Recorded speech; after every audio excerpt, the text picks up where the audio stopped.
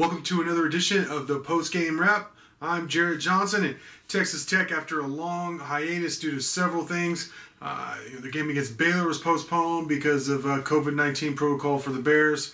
And then back-to-back games against TCU, of course, here just this last week were postponed due to the historic winter weather that we had really across the country, but definitely in Texas, which led to, of course, the energy crisis, the rolling blackouts, or just lack of energy for a lot of folks around the state. So, Tech had a long time off. They had almost 2 weeks off, over a week and a half at least.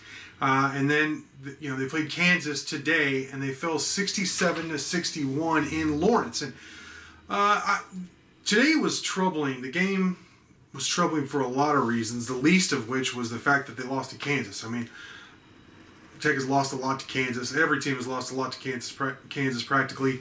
And even this year's team, Kansas is just inside the top 25. They've won several in a row, but it's not your dad's Kansas team or whatever, or even your big brother's Kansas team. This isn't it's probably not a Final Four team, let's put it that way. But they have been playing well. They did beat Tech, swept the series this year.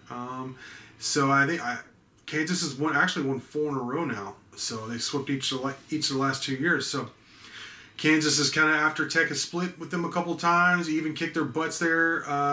It was a historic win in 2018. Kansas is starting to kind of reassert their dominance here all of a sudden in this series. And, but that's not really the most troubling part. The most troubling part for me, and it's not even close, is Jarret Shannon, that he's not right. He's obviously not healthy, but it may go even beyond that. He doesn't look right. He only had 5 points. He played less than 20 minutes against Kansas. And flat out, I've been optimistic about this team because the 1-2 scoring punch of McClung and Shannon, I feel like maybe you could take one guy away, but you can't take both away. The other one would really hurt you. But with Shannon being hurt, now you can really focus on McClung. And then the other guys, they can score, but they're not big-time scorers. Peavy had a good game today, double digits. Santos Silva had 12 points. McCullough had 12 points, so he played okay. He could play better. And I like McCullough a lot as a stat stuffer guy, a third option offensively. I think he is a consistent double-digit scorer, but he's not a guy you can just give the ball to and say, go get us 20 points. I don't think he may not ever be that kind of player. McClung and Shannon are two guys who could create their own shots. They could be dominant players, all Big 12 kind of players. But like I said, with Shannon down, him not being himself, being hurt, this team is very limited in terms of its potential all of a sudden. That has me really concerned because he looked more off today against Kansas. I mean, he only played 2 minutes in the first half. And then when he did play in the second half, I mean, yeah, he had a 3. He tried to do a couple of things, but he didn't look right. He doesn't have the normal burst that he has.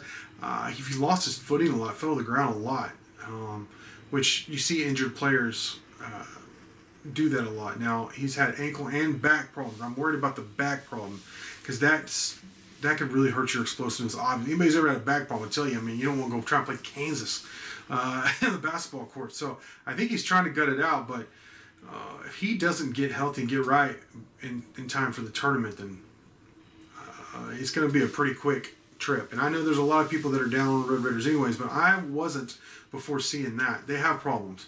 Their perimeter D isn't great. Offensively, they're just not that good anyways. But overall, with a healthy Shannon, I feel like they're a top 15 type team. Without him, like I said, their potential is limited. So that's a huge concern. Look, Kansas didn't shoot great from 3, so that's something to be happy about. Like I said, Peavy he had one of his best games, scored in double digits. Santos Silva, look, he had a good game, but David McCormick, one of the best players in the Big 12, really had his way with him. And Santos Silva still got in foul trouble. Even though that's, Beard has been saying that's a real problem. So I think McCullough needs to come on. McClung struggled from the field, and then defensively got lost some. Gave up some easy buckets, especially backdoor. But he did some other things. He had, I think, 5 assists, 4 rebounds. So he did some other things to help out the team. But you know, it was one of the tougher games to watch, I think, if you're a Texas Tech fan. Even though the Red Raiders never gave up, I was impressed with that. Here's another thing that really concerned me was there were some 50-50 balls. And look, a lot of times fans will be like, oh, they got out hustled. And you just really don't see that from Chris Beard's team. They are street dogs, like he likes to call them. They didn't play like street dogs today. They didn't play desperate and hungry today.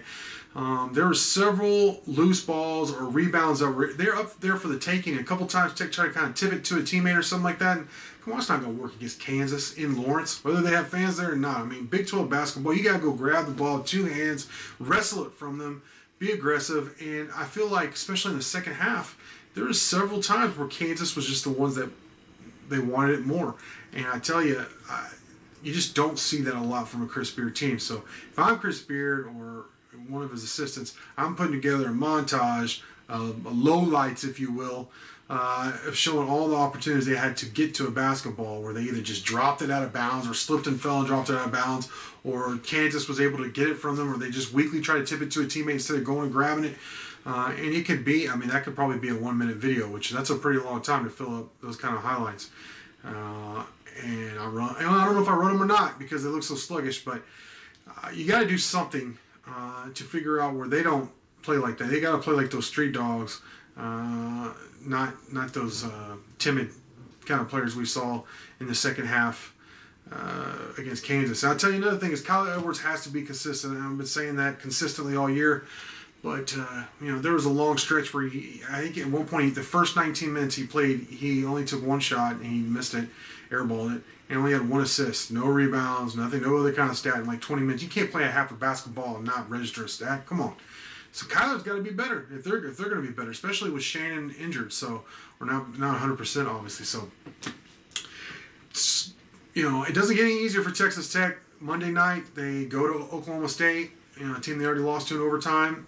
A very good, one of the best players in the country in Cunningham, might be the #1 overall pick in the next NBA draft. So Tech, they got to come on. I don't think Shannon's magically going to be healthy by then, but they need to figure some things out. They need to play harder, especially in the second half, and they need some they need some more production from key players like Kyler Edwards. So we'll have to see how they do. It's a quick, after having some time off, you know, quick bang bang here, playing at Kansas, then at Oklahoma State on Monday. So we'll see how they react. I have a hint they'll play a lot better Monday night in Stillwater. As Coach Beard is going to get them coached, and his staff's going to get them coached up. So with that, I want to thank you for watching, and until next time.